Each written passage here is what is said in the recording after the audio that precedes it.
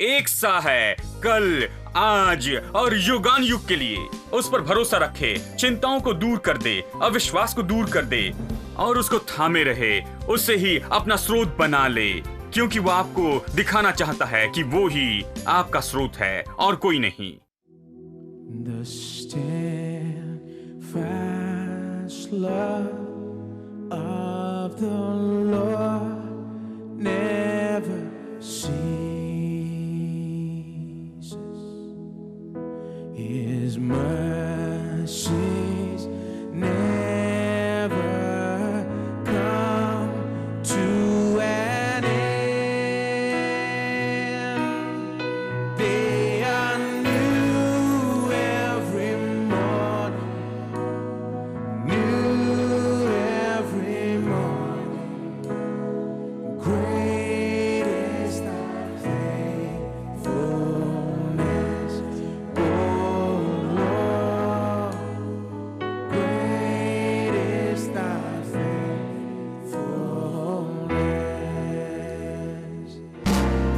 They are new every morning, new every morning. Great is thy faithfulness, O Lord.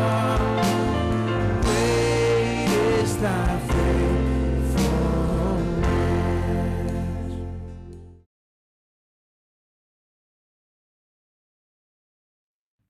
मेरे साथ निकाले मत्ती अध्याय 6, क्योंकि मैं इसमें से कुछ ऐसी बात बताऊंगा जो आपके मन को बिल्कुल झंझोर देगी। लेकिन मैं आपको इसका कनेक्शन बताता हूं। ये एक ही बहुत ही अच्छा कनेक्शन है और केवल तब आप इसे समझ पाएंगे, क्योंकि मत्ती अध्याय 6 यहां पहाड़ी उपदेश का एक भाग है जो यीशु ने दिया था। ठीक है, अब देखिए ये उस वचन से कितना ज्यादा मिलता जुलता है। मत्ती अध्याय 6, और चलिए मैं वचन 25 से आगे पढ़ता हूं। इसलिए मैं तुमसे कहता हूं कि अपने प्राण के लिए चिंता न करना कि हम क्या खाएंगे और क्या पिएंगे, और न अपने शरीर के लिए कि क्या पहनेंगे। अब यहां जंगल में क्या बात थी? पहले उनके पास कोई पानी नहीं था, परमेश्वर ने पानी दिया। दूसरा, उनके पास भोजन नहीं था, इसलिए वो कुड़कुड़ाए, और परमेश्वर उनके लिए स्वर्ग से मन्ना बरसाता है, स्वर्ग से।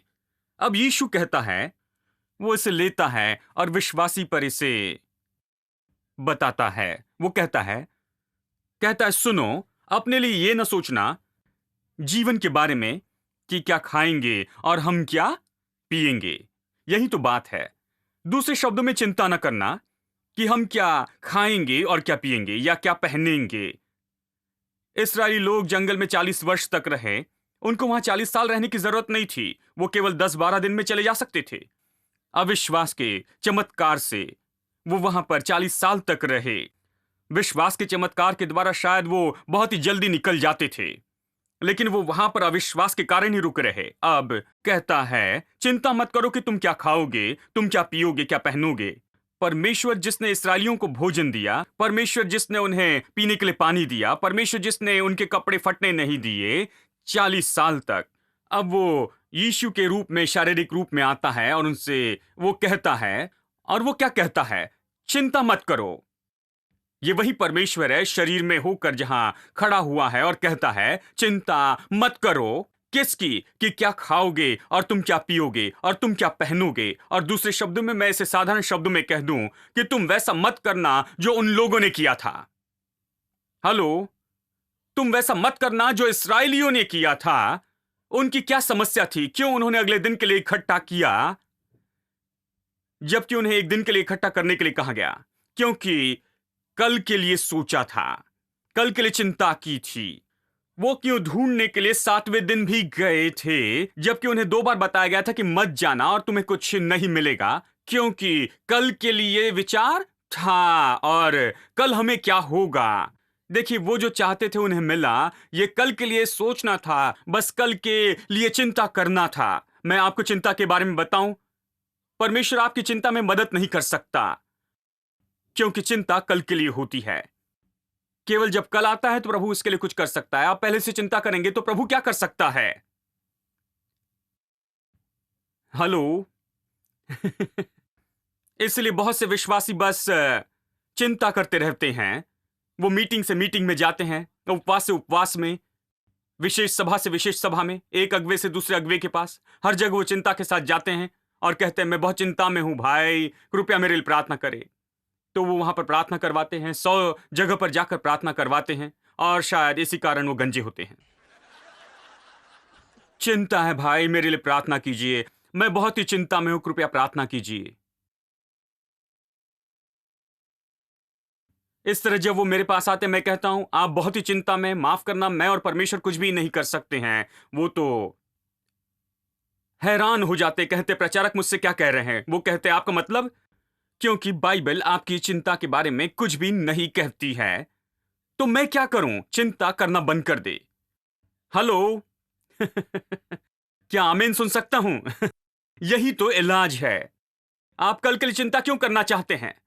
चिंता करना बंद कीजिए, यीशु पर भरोसा रखे, प्रभु पर भरोसा रखे, मेरे लिए प्रार्थना कीजिए। भाई आप 100 अगुओं के पास जाकर प्रार्थना करवाए हैं, उससे मदद नहीं हुई। आप मुझसे प्रार्थना क्यों चाहते हैं? वो कहते हैं आपकी प्रार्थना करें तो कुछ होगा।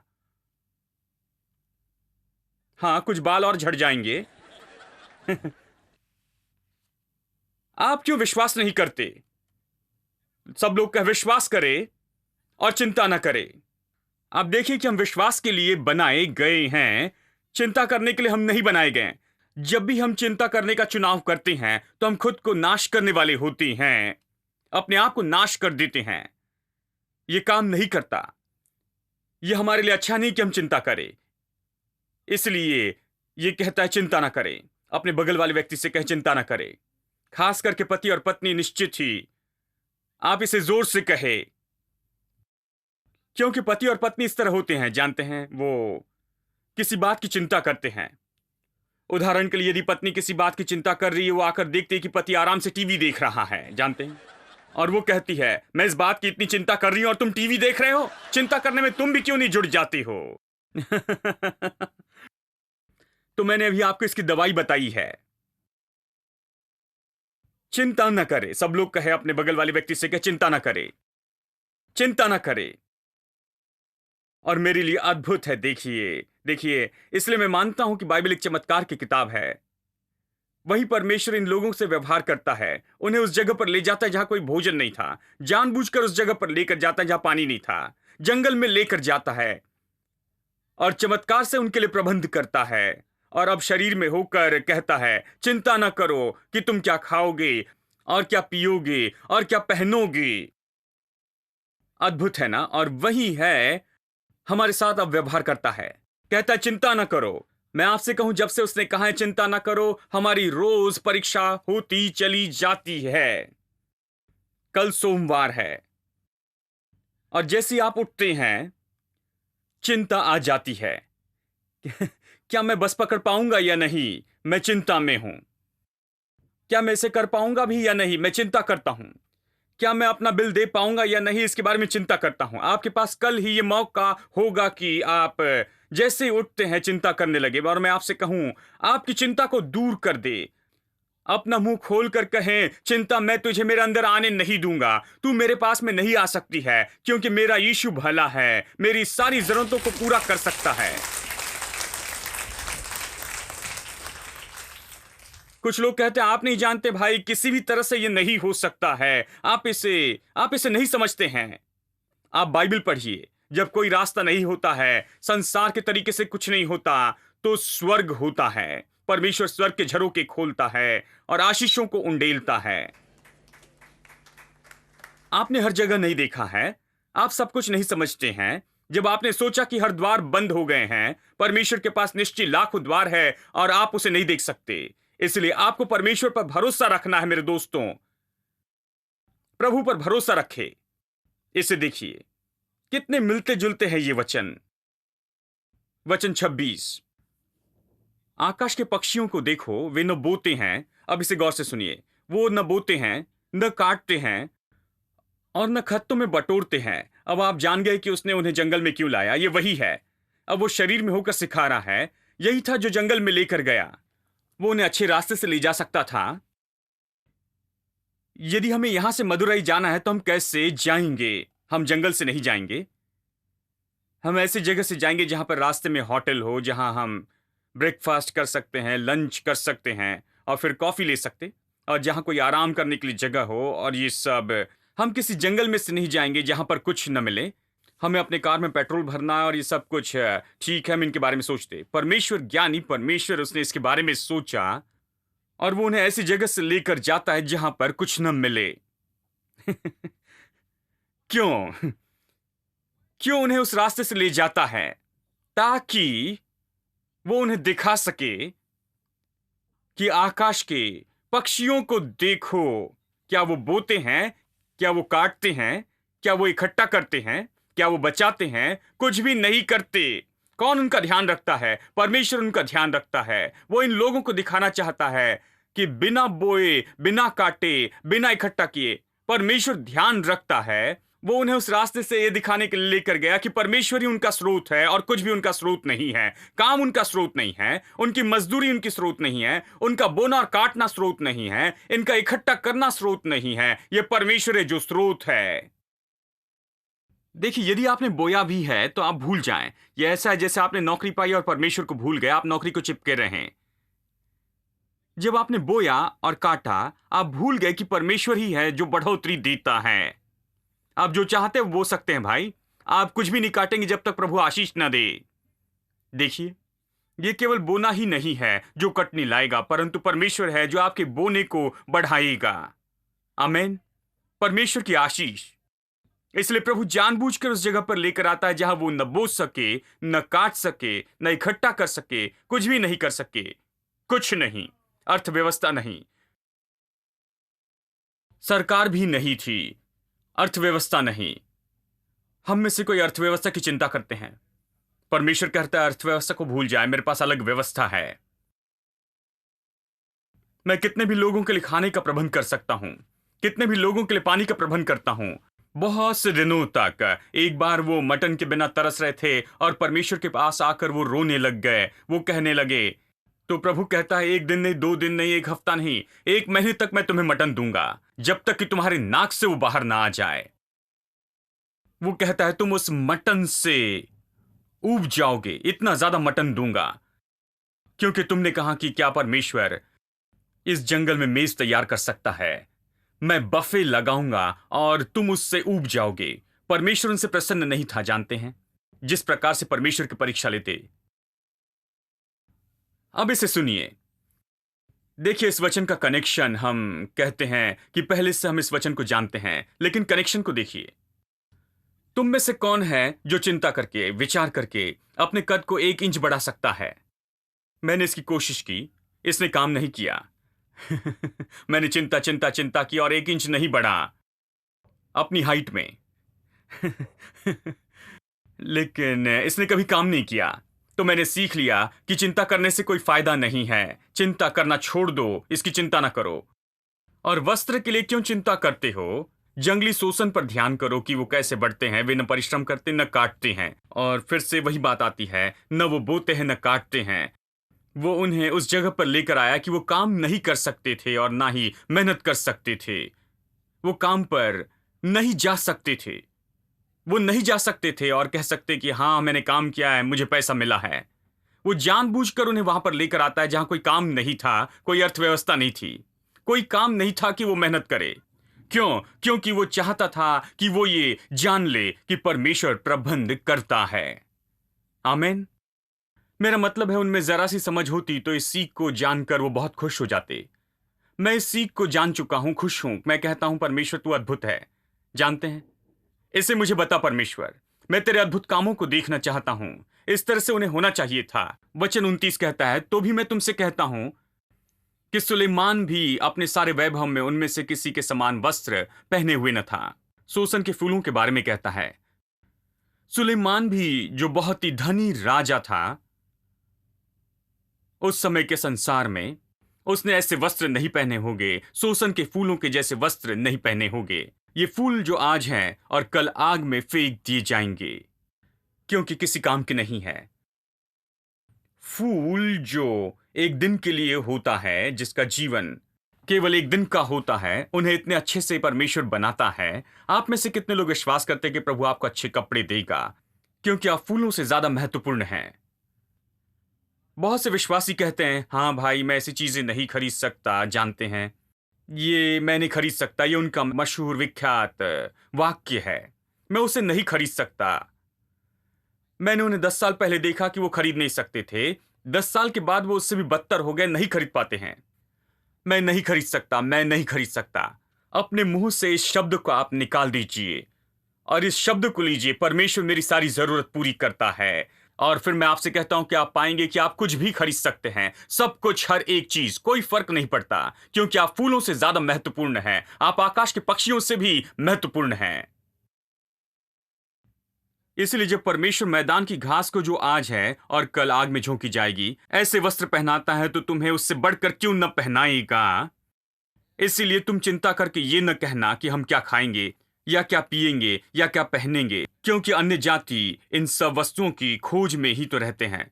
पर तुम्हारा स्वर्गीय पिता जानता है कि तुम्हें इन सब वस्तुओं की आवश्यकता है। इसलिए पहले तुम परमेश्वर के राज्य और उसके धर्म की खोज करो, तो ये सब वस्तुएं भी तुम्हें मिल जाएगी। अतः कल की चिंता न करो, कोई चिंता न करो। कल के लिए चिंता मत करना, कल के लिए मत सोचना। देखिए, यही तो समस्या है इस्राएली लोगों की। वो कल के बारे में सोचते हैं, इसलिए वो असफल रहे मन्ना की परीक्षा में। एक और वचन देखिए, निर्गमन अध्याय 17। आइए एक और घटना को देखते हैं जल्दी से। और मैं यहां वचन 1 पढ़ना चाहूंगा, अध्याय 17 से। हम यहां पर अगली परिस्थिति में आते हैं जहां वो परमेश्वर की परीक्षा लेते। वचन 1, फिर इस्राएलियों की सारी मंडली सीन नामक जंगल से निकली और यहोवा की आज्ञा के अनुसार कूच करके रपीदीम में डेरे खड़े किए, और वहां उन लोगों को पीने का पानी न मिला। अब परमेश्वर कहता है, ठीक है, तुम पिछली बार फेल हो गए, मैं तुम्हें फिर से पानी की परीक्षा दूंगा, देखते हैं कैसे करते हो। अब जब हम स्कूल में पढ़ते थे, वहां कोई दया नहीं की जाती। यदि फेल हो गए तो फेल हो गए, साल बर्बाद हो गया, 1 साल बर्बाद किया। अब मैंने सुना कि फेल हो गए तो फिर से री एग्जाम दे सकते हैं, फिर से परीक्षा दे सकते। उस स्कूल के शुरू होने के पहले ही कि आप पास हो सकते हैं और अगले ग्रेड में जा सकते हैं। परमेश्वर अनुग्रहकारी था। परमेश्वर कहता है, ठीक है, तुम पानी की परीक्षा में फेल हो गए, फिर से पानी की परीक्षा ही देता हूं। इसलिए वो उन्हें उस जगह पर ले जाता है जहां पर कोई पानी नहीं था।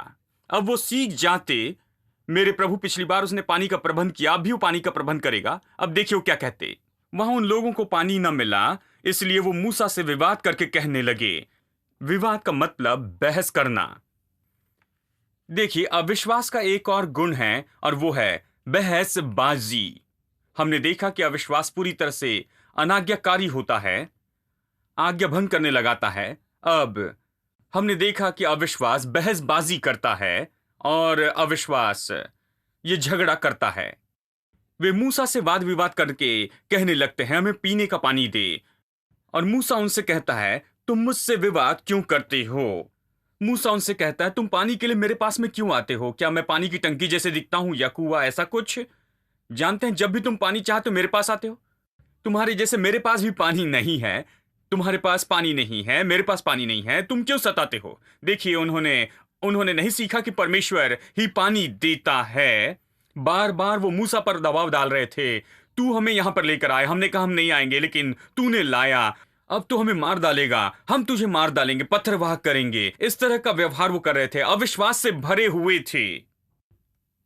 इसे देखिए, तुम मुझसे क्यों विवाद करते हो और यहोवा की परीक्षा क्यों करते हो? फिर वहां लोगों को पानी की प्यास लगी, तब वे ये कहकर मूसा पर बुड़बुड़ाने लगे, तू हमें बाल बच्चों और पशुओं समेत प्यासा मार डालने के लिए मिस्र से क्यों ले आया है? यहां पर आप फिर से देखिए, वो मरने की बात करते हैं। 10 बार उन्होंने परमेश्वर की परीक्षा की। और देखिए, आखिरी बार जब वो होता है, परमेश्वर ने कहा, याद है जब वो यरीहो में भेद लेने के लिए गए थे, वहां पर आकर उन्होंने मृत्यु के बारे में कहा। प्रभु कहता है, ठीक है, तुम इतना ज्यादा मृत्यु के बारे में कहते हो, तो चल मैं तुम्हें दे ही देता हूं। तुम हर समय मृत्यु के बारे में कहते हो, हाँ, हमेशा बस मृत्यु के बारे में कहते हो। देखिए, बार बार बार बार, क्योंकि उन्होंने उत्तर नहीं देखे और वो नहीं समझे कि जहां कोई उत्तर नहीं वहां परमेश्वर उत्तर है। परमेश्वर के पास उत्तर है, परमेश्वर के उत्तर आसान है। परमेश्वर के उत्तर अद्भुत हैं। वो उसे नहीं समझे। इसे देखिए, तब मूसा ने यहोवा की दुहाई दी और कहा, इन लोगों के साथ मैं क्या करूं? ये मुझ पर पथरवाह करने को तैयार हैं। अब मूसा भी कमजोर पड़ गया था। इस अध्याय में हम देखेंगे, अगले अध्याय में भी जानते हैं वो उनके साथ था। मूसा भी कमजोर हो गया। जैसे कहते हैं कि यदि कुत्ते के साथ सोते हैं तो निश्चय मक्खियां भी होगी। उनके चारों ओर अविश्वासी लोग थे और वो उस पर बहुत दबाव डाल रहे थे और वो ऐसे होते जाता है और वो प्रभु को पुकार कर कहता है, मैं इन लोगों के साथ में क्या करूं? ये मुझ पर पत्थरवाह करेंगे। प्रभु ने मूसा से कहा, इस अद्भुत उत्तर को देखिए। यहोवा ने मूसा से कहा, इस्राएल के वृद्ध लोगों में से कुछ को अपने साथ ले ले और जिस लाठी से तूने नील नदी पर मारा था उसे हाथ में लेकर लोगों के आगे बढ़ चल। प्रभु कहता, याद है मूसा, तूने वो लाठी मिस्र में उपयोग की थी और नदी पर मारी थी और नदी लहू बन गई थी। वो लाठी कहाँ है? वो कहता है, हाँ यहीं पर है। ठीक है, तेरा उत्तर पास में ही है। उस लाठी को ले ले और जा, वो कहता है। और देखिए, क्या आपने सोचा कि आपका उत्तर इतना करीब होगा? लाठी मारते ही आपको पानी मिलेगा सोचा है? पानी लाने के लिए एक लाठी का इस्तेमाल करना। इसे देखिए, वचन 6, देख मैं तेरे आगे चलकर होरेब पहाड़ की एक चट्टान पर खड़ा रहूंगा और तू उस चट्टान पर मारना और तब उसमें से पानी निकलेगा जिससे ये लोग पिएंगे। तब मूसा ने इस्राएलियों के वृद्ध लोगों को देखते वैसे ही किया। यह अद्भुत है ना? हम सोचते हैं कि समस्या बहुत बड़ी है, असंभव है, बहुत ही बड़ी, बहुत बड़ी है। लेकिन परमेश्वर हर समय साबित करता है कि ये कुछ नहीं, ये कुछ भी नहीं। जब उन्होंने देखा कि लाल समुद्र आगे और फिरौन की सेना पीछे है, परमेश्वर ने कहा, बस अपने हाथ को बढ़ा और समुद्र को 2 भाग कर और वो पार हो गए। कुछ नहीं, आसानी से, बहुत ही आसान। कोई चीजें नहीं थी, बुलडोजर नहीं था, पंप्स नहीं थे जिससे पानी निकाल सके। कुछ नहीं, कुछ भी नहीं। हमारा मन इस तरह सोचता है, हम इससे पानी को कैसे निकालेंगे? वो लोग हमारा पीछा कर रहे हैं। प्रभु कहता है, कुछ नहीं, बस अपना हाथ बढ़ा और 2 भाग कर दे, सूखी भूमि जैसे पार कर दो। देखिए, कड़वे पानी का सामना किया। परमेश्वर ने कहा, उत्तर आसान है, इस पौधे को लो, पानी में डालो, पानी मीठा होगा। हाँ, वो भूखे थे। परमेश्वर कहता, उत्तर आसान है, मैं स्वर्ग से तुम्हारे लिए बरसाऊंगा। और पक्षियों को वो हर जगह से भेजता है कि वो मटन खा सके। बस ऐसे ही, बहुत आसान। केवल उस तरफ की हवा का रुख किया ताकि पक्षी उस दिशा में उड़ सके। बस यही। अब उनके पास पानी नहीं था। परमेश्वर ने कहा, केवल उस लाठी को चट्टान पर मारना उस चट्टान पर, उसमें से पानी निकल आएगा, उस चट्टान से। परमेश्वर के उत्तर बहुत ही आसान है और बहुत ही सरल है और हम सब मुश्किल बना देते हैं क्योंकि हम नहीं समझ पाते कि कितना अद्भुत और कितना महान परमेश्वर है। और मैं आपको बताऊं मेरे दोस्तों कि ये परमेश्वर, इस्राएल का परमेश्वर, हमारा परमेश्वर है। वो यीशु है और बाइबल कहती है कि वो एक है, कल, आज और युगान युग एक सा है। वो हमारा परमेश्वर है। वो वैसे ही आज भी उत्तर देता है। उसकी दया नहीं मिटी है, उसका प्रेम कभी कम नहीं हुआ, उसकी सामर्थ कम नहीं हुई है। वो एक सा है, कल, आज और युगान युग के लिए। उस पर भरोसा रखे, चिंताओं को दूर कर दे, अविश्वास को दूर कर दे और उसको थामे रहे, उससे ही अपना स्रोत बना ले, क्योंकि वो आपको दिखाना चाहता है कि वो ही आपका स्रोत है और कोई नहीं। जब आप इसे सीखते हैं तो आपके पास दूध और मधु बहने वाला देश होगा। वो बहुत ही महान देश, आपका देश ऐसा होगा जहां दूध और मधु की धाराएं बहती हैं। Clap our hands.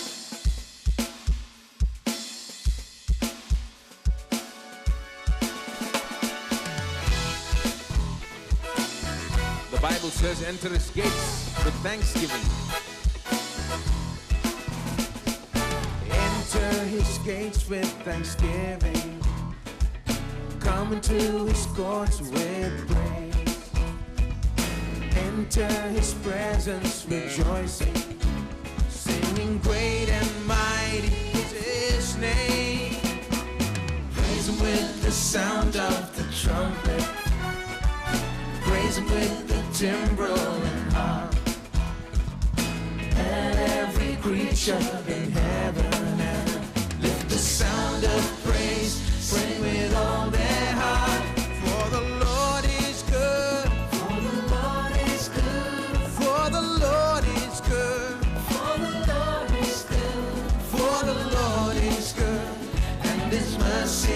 endureth forever. For the Lord is good. For the Lord is good. For the Lord is good. For the Lord is good. For the Lord is good, and His mercy endureth forever. For the Lord is good, and His mercy endureth forever.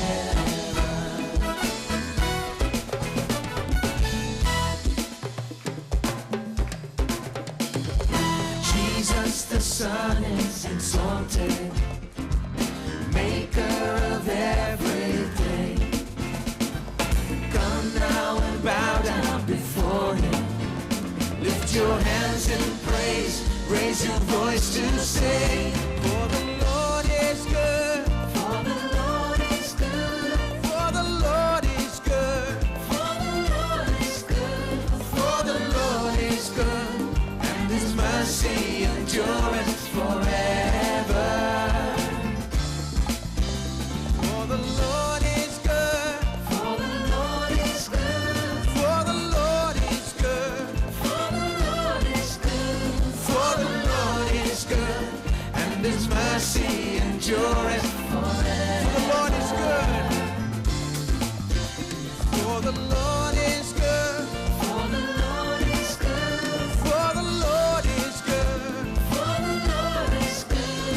For the Lord is good, and His mercy endureth forever. Everybody, the Lord is good.